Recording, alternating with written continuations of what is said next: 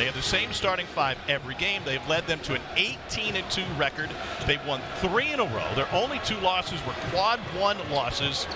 And they're looking to be a top 2 seed in the NCAA tournament for the first time since 2014. Tennessee and Florida on Rocky Top.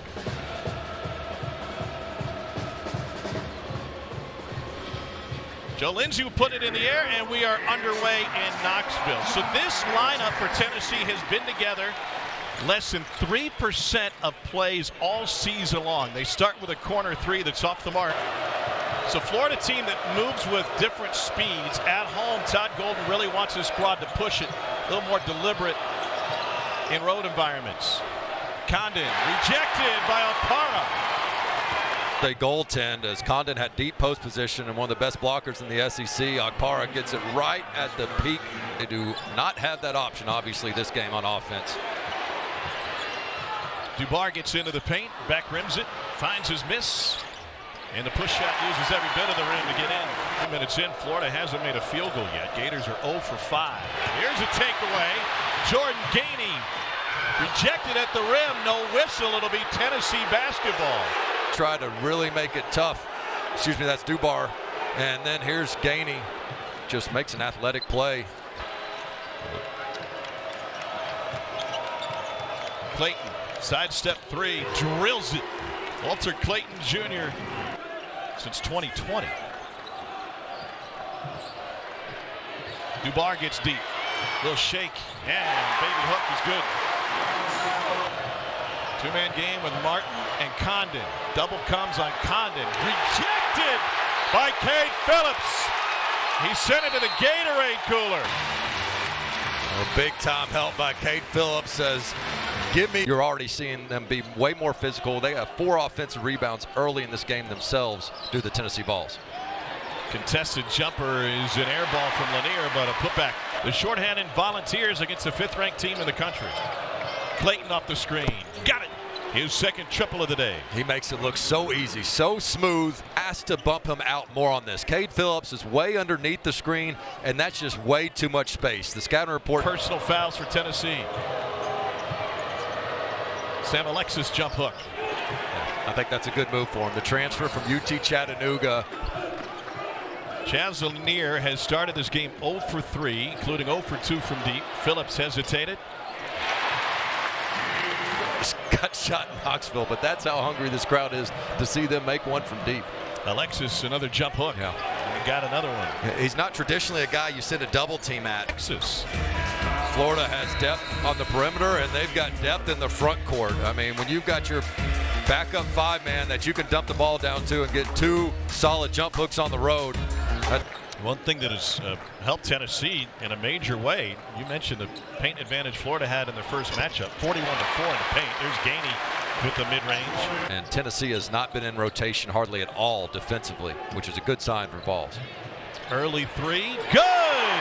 Chaz Lanier's first make of the game. 52 from 3, unheard of. Chaz Lanier says, get that lid off the rim, wake up Rocky. Eventually led to a deflection by Lanier and a short shot clock.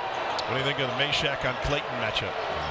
Meshack's a tough one there, man, but so is Clayton. And good job by Clayton not settling with a pull-up 3.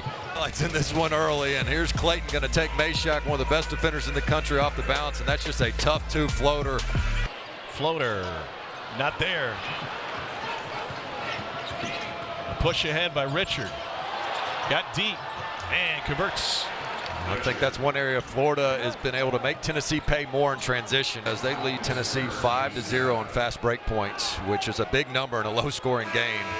As the Vols have not been able to for Tennessee, I think Gainey off the ball has been their best offense. Try to get him coming off some of those down screens.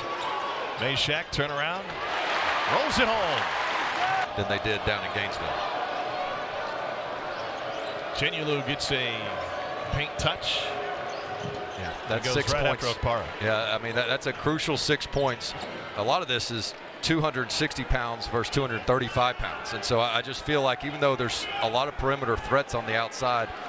I mentioned this before. They made just 24% of open jumpers against Kentucky. Wow, what a rejection. Quick hops inside, another block this time by Phillips. And Tennessee comes out of the scrum with the basketball. Chaz Lanier, transition three. Tennessee only 2 for its last 10. They get the ball across the timeline. Florida brings a double. Here's a lob, and Phillips the flush.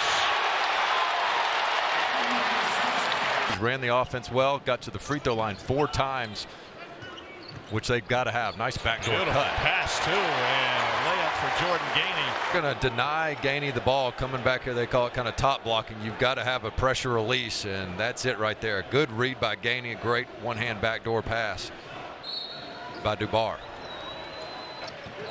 Gainey nearly lost control of it. Here's Lanier. Florida gets it out of his hands quickly. A Para jump hook. 3-point defense, one of the best in the country. In fact, the best from a percentage standpoint. Gainey around the screen. Pull up. 15-footer is good. And Tennessee on a roll. Todd Golden needing a Florida timeout. I think Gainey may be their best ball screen offensive threat because he can pull up from mid-range 3 or at the rim coming. So they've got to add what we just showed you there to their arsenal. Tennessee on a 14-2 run, and Thomas Houck is and Houck play. Just a tough cover for Dubar because he's going to give up a lot of size. That's an aggressive drive through contact and one. Is the ball less sticky with Ziegler on the bench? Oh, it goes in.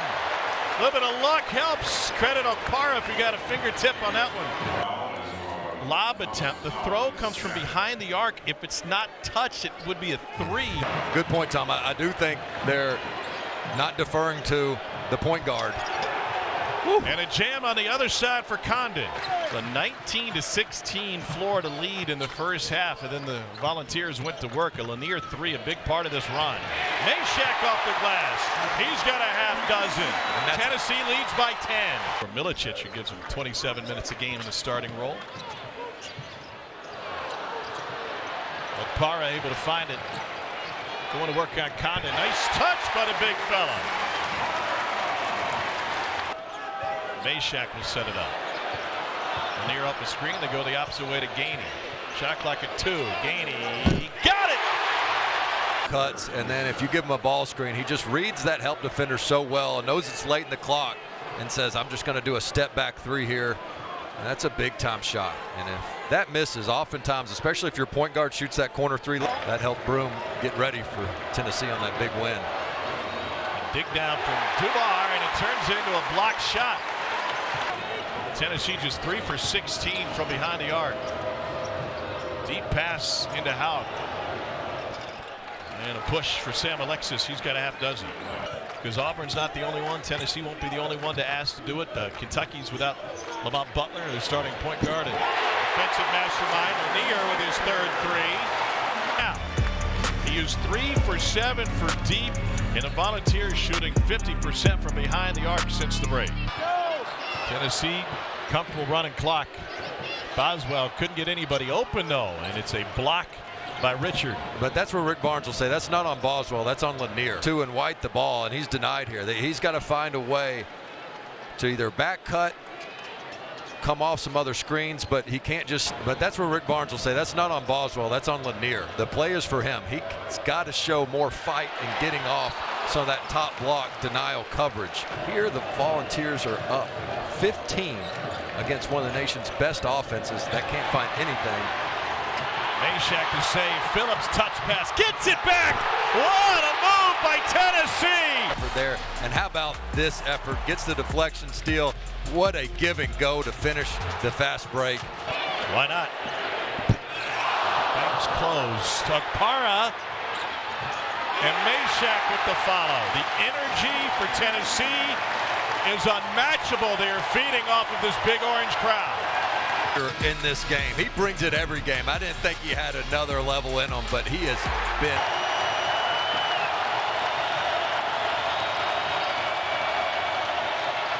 Contested 2 for Denzel Aberdeen, his first field goal of the game. That doesn't know the clues either. But I'll blame the kids. To help solve it. Here's Lanier. He's got the answers. Chaz Lanier regaining his confidence as a shooter. That's how Rick Barnes wants him to come off the screen. Did you see the speed he came with curling off that? Shot ready. And just the soreness that he had after that hyperextension didn't Lanier feel right. again. And drills it again. Chaz Lanier with 5 threes. He is the Lanier of old. Clayton rejected. Left ankle. Lanier hounded by Richard. He shook him.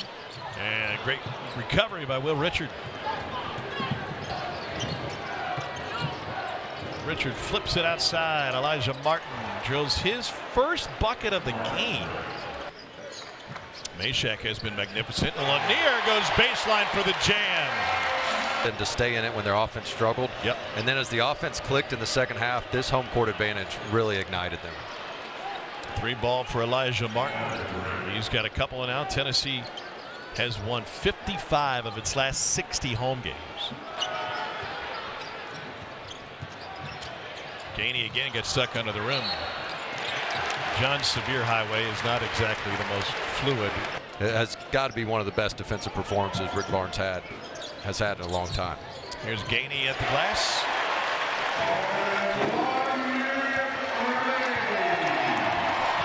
Gainey downhill, lob and flush, and an exclamation point for Big Orange. Great crowd on hand tonight. Today, I should say, in Knoxville, and getting ready to send you to a sold-out crowd in Oxford, Mississippi for a big SEC showdown.